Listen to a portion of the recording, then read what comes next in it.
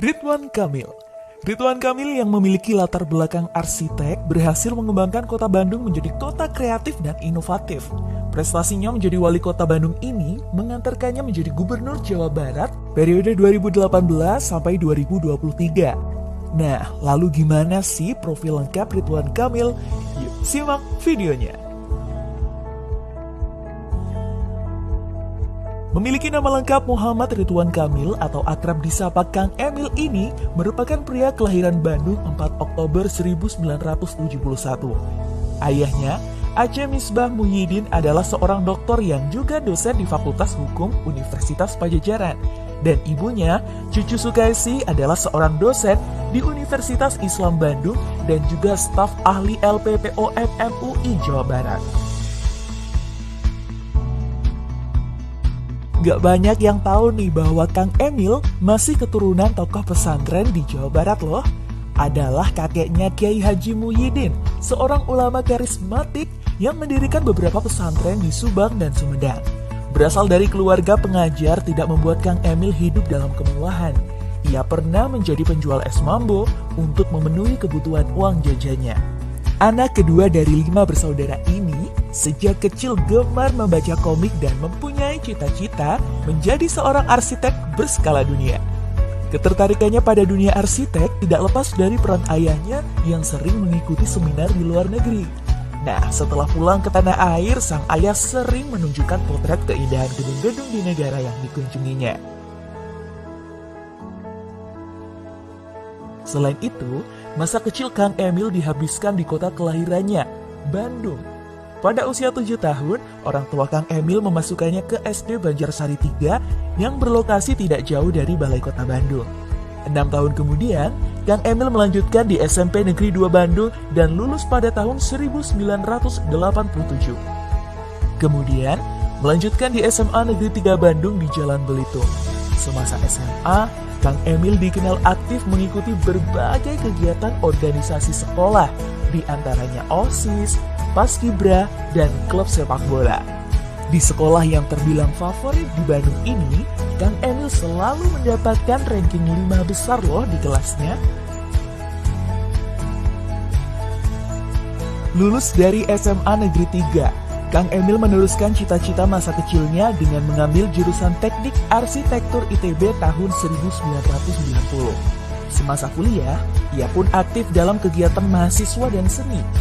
Di luar kegiatan kampus, ia juga aktif membuat ilustrasi cat air atau maket untuk dosen untuk membantu membiayai kuliahnya. Lulus dari ITB dan mendapat gelar insinyur pada tahun 1995, Kang Emil mencoba peruntungannya dengan bekerja di Amerika Serikat. Ia bekerja di perusahaan arsitektur bertaraf internasional di Amerika Serikat.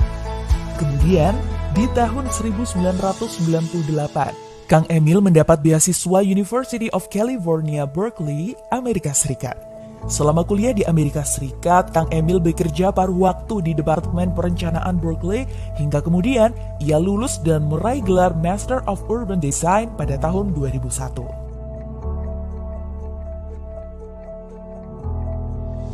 Setelah kembali ke tanah air, Kang Emil pun mendirikan sebuah firma urban bersama beberapa sahabatnya tahun 2004. Selain gedung bertingkat, Kang Emil juga merancang sejumlah bangunan seperti Museum Tsunami Aceh, Rumah Botol, dan sederet masjid.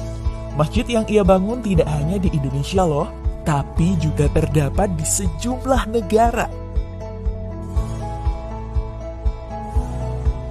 Kang Emil bersama dengan urban firma yang ia dirikan sering mengikuti beberapa kompetisi dan meraih kemenangan. Ia juga mendapatkan penghargaan seperti the 6th winner of the Best Design Architecture Consultant Citra Data Award, winner 3rd prize Design Competition Suramadu Mas 2010, BCI Asia Top 10 Architecture Business Award 2010, Top 5 Best Building of the Year 2010 from Each Daily for Alirshad Mas, Green Leadership Award for Alirshad Mas from BCI Asia 2011, Indonesia Green Awards, penghargaan penginspirasi bumi, Green Building Rasuna Epicentrum 2012. Winner International Young Design Entrepreneur of the Year from British Council Indonesia 2012. Pikiran Rakyat Award 2012 untuk Tokoh Muda Kreatif 2012, Urban Leadership Award from the University of Pennsylvania, USA 2013.